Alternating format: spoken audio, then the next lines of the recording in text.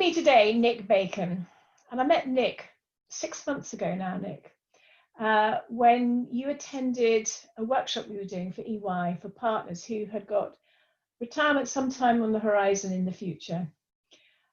And here you are, you've actually left the firm now.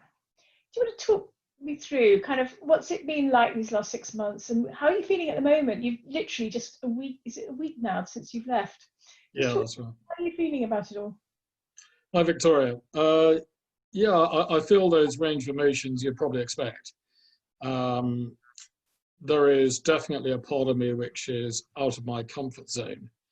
I've been institutionalized. I've been part of this big organization for many, many years. And having said that, there are other feelings as well. I definitely feel stimulated and energized. And, you know, there's a new adventure. So I think it's that broad range. And we will see where that goes. Yeah. And what have you got on the horizon at the moment? So where are you? How do the next few years look in your mind at the moment? Well, I think probably in common with many so-called retiring executives, retirement is absolutely not what I have in mind. In the sense of there is no plan to stop work. That's not to say that whatever that new work will be, it's not going to be the same, you know, very clearly. I think another important point that I have come to understand in the last 6 to 9 months in this journey is around my relationship with my, you know, with Ernst & Young, with EY. And that there was a presumption perhaps that it would be, you know, that's it, there would be a closure. And what I've come to realize is that I'm not quite leaving EY. Yes, the relationship is different as a retiring or now a retired partner, but it's not quite the end. So I think that's interesting as well. So you asked me, you know, going forward, what's going on? Well, I've got a lot of fishing rods out there. And the great thing about these fishing rods is you don't know what's going to bite. And of course, you know, I might get no bites at all. That's not the plan, clearly. What I'm hoping is I might get some bites. And from that, I will have some choices. And I think that's probably what I'm most looking forward to is having some choices. You know,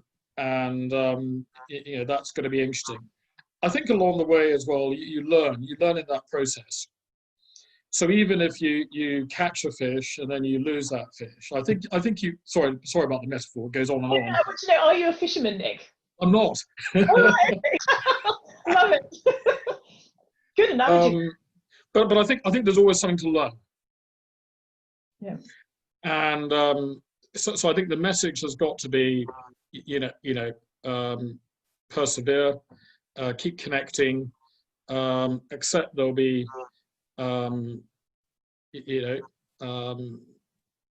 of the time, there'll be dark alleyways or dead ends. But always view that experience as learning and interesting, hopefully. Now, you came on that workshop and you were a very enthusiastic participant there. I think we had 25 people on it from all over the world. And I felt that there were a lot of eureka moments in that session. I think one of the biggest things where I felt that the impact was happening was having alumni from all walks of life, not just from EY, but from banks and was a FTSE director and others. And their messages seemed to hit home, if you like, in a surprising way with the partners. What did you get from that alumni session, but also from the whole workshop? And what have you done as a result of that? There are 3 things which stick out. Yeah. You really need to start looking at yourself in a different way. And that's why it is wise to start, before you leave, if you like, start this process. Really think about who you are and what you stand for. I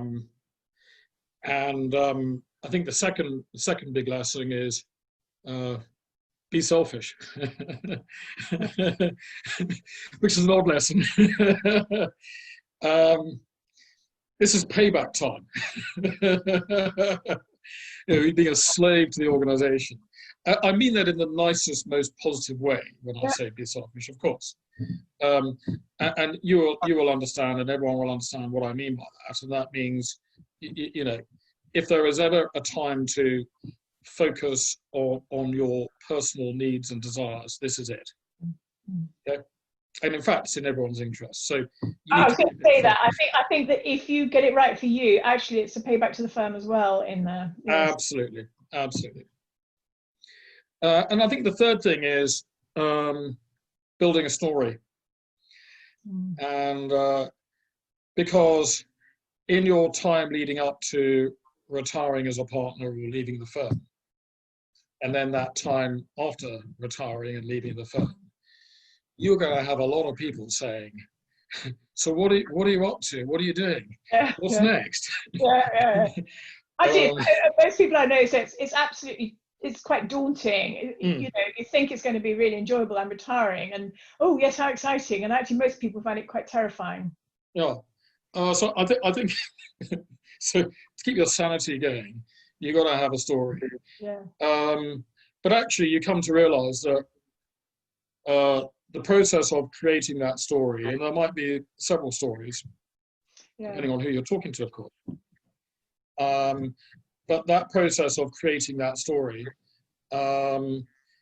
actually, again, is part of that process of focusing on the task in hand. And then from that, you do start to think about things like quick wins. And of course, that story evolves. It never sits still. So tell me what you're doing. So what did you take from that workshop then that's influenced what you've done over the last sort of 6 months or so? You know what, the big benefit of that was, and everyone I spoke to felt the same, was we spent 2 days of just thinking about this period of time in our lives when we would be refocusing on our careers and on our lives. It's huge. You never give yourself that much time to think about yourself. You just don't do that. So when all is said and done, that was a huge benefit to be spending 2 days focusing on it and doing so with others who are in that journey at the same time. It's great. So absolutely love that. Absolutely love that. And what action I'm trying to get you to talk about, because the thing that has led to this interview was the thing that you said that you've done as a result of that. Oh, well, yeah. Go out and get a role, which I thought was brilliant, because actually it sounded fantastic. Well, you start to reflect on who you are, what you stand for, what interests you, what you might want to do.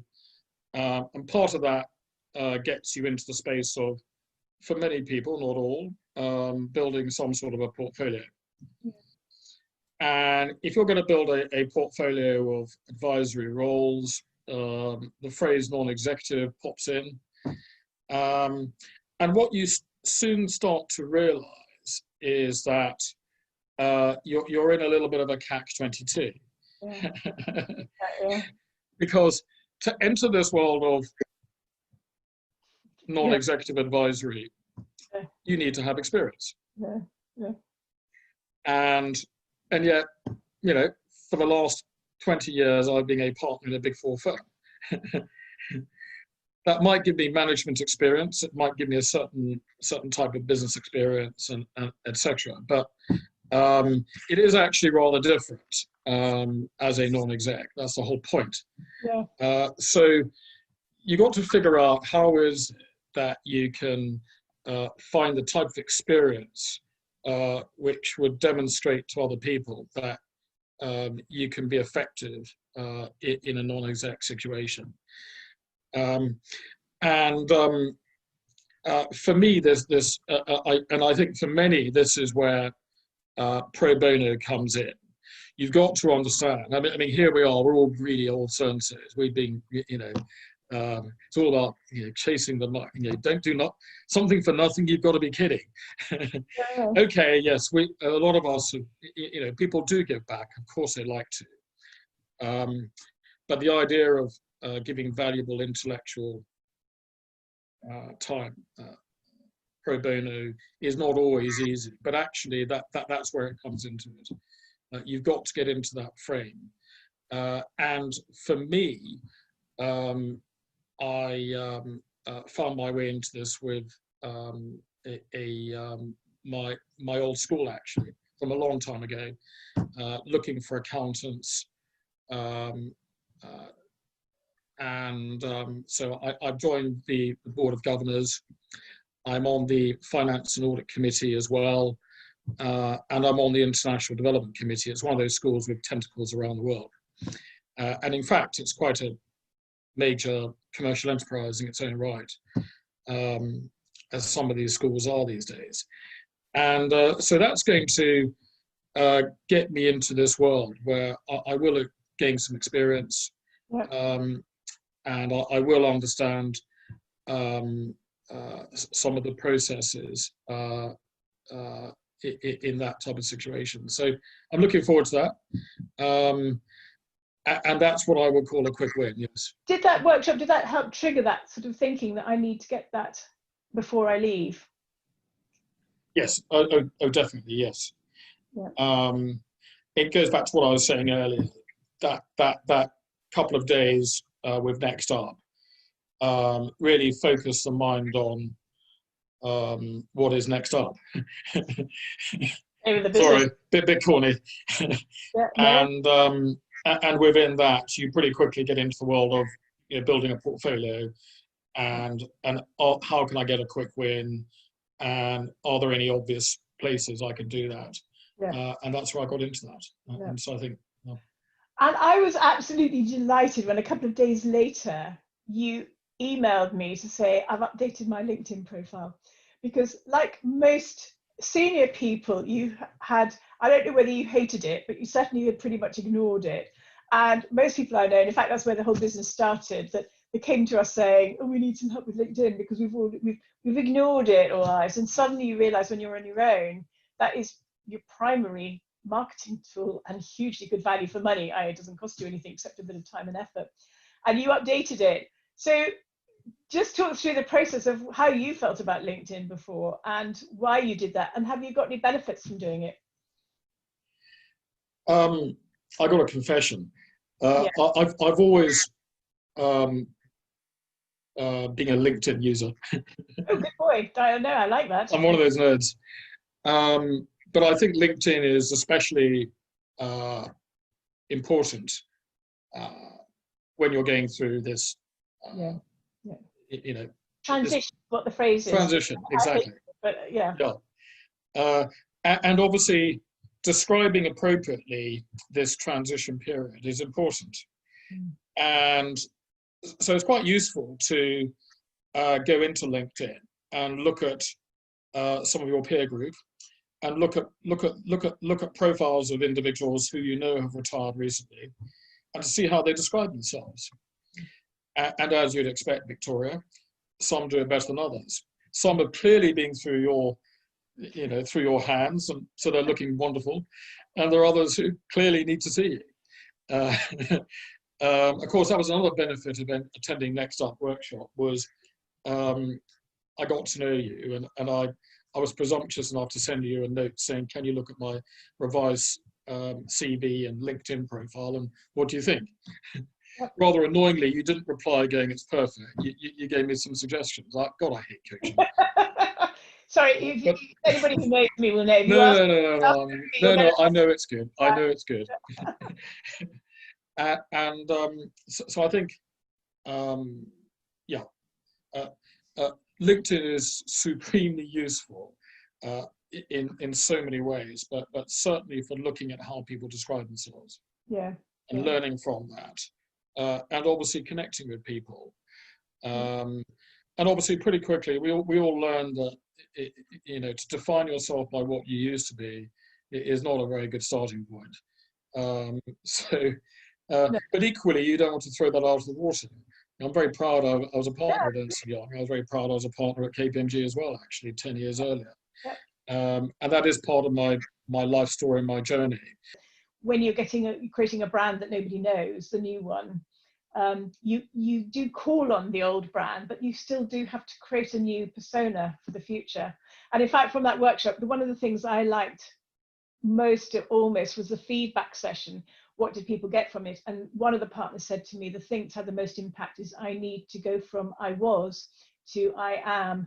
And that's what you've been talking about all through this interview, really, which is creating that new I am persona, so that when you leave, you have that story, which I think is brilliant. And I'm so pleased that kind of resonated and has helped you.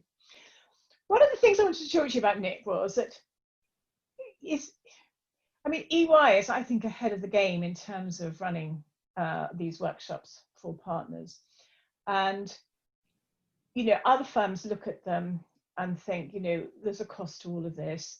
And one of the things I've struggled with as a business, that, what's the return on investment to invest in somebody as they're leaving a firm or a company or, whatever. What do you think? I mean, you're still early days yet, you're literally just jumped into the new world. What do you think it has been and will be? I think it goes back to what we were saying earlier in this conversation. There are the sort of people perhaps who are partners, directors in firms like EY, major law firms, major consulting firms, investment bankers, etc. Whilst they might retire at the age of 55 or 50 or 60 or somewhere between, people of that type rarely want to then withdraw completely from the workforce. Yeah. So acknowledging and understanding that, if you are one of these employers, every year you've got a group of your most experienced senior leaders who are literally walking out the door. Why wouldn't you stay in touch with them, given that they are all professing that they want to stay in the workforce? Why would you let them just go? Lose all that. We all know that business is about personal relationships, getting to know people, it's connections, it's all those things. Why would we want to just cut ourselves off from that ready-made personal relationship? And I think it's not just relationships, but it's also expertise and experience. What do I mean by that? Well, I think the whole business environment is becoming more dynamic. The COVID pandemic may or may not be an accelerator. I think this was happening anyway. But the old boundaries in the workforce between an employee and a third party, I think, are disappearing. I think that particularly in the larger organizations, you're going to have different types of people with different status within your workforce. You might have full-time employees, you might have part-time employees, you might have owners, partners, and also you have consultants who come in. And I think we'll see more and more informal members of that workforce. Because businesses need, that agility is very attractive in today's world. So I don't see that changing.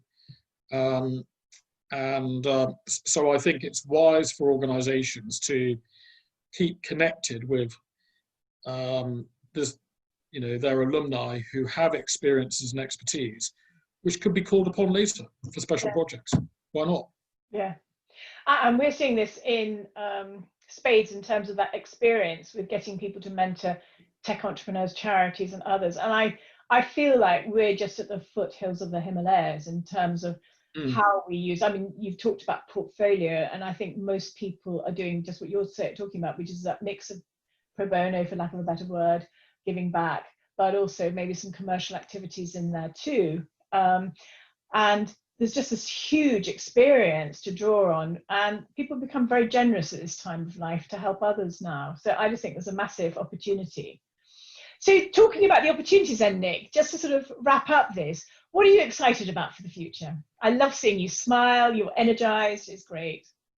Well, I think it's having some control. Okay, yes. And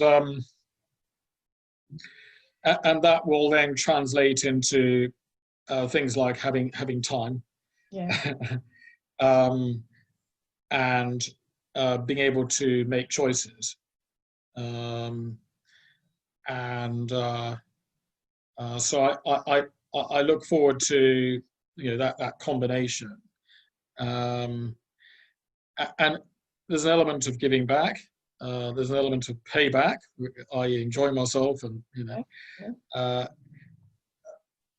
most people in this situation would say, well, and of course, less stress. And the fact that mental health is such a major issue in the corporate world tells us that. There's my phone ringing. It's probably yet another job offer. No, one of the fishing rods. Yes.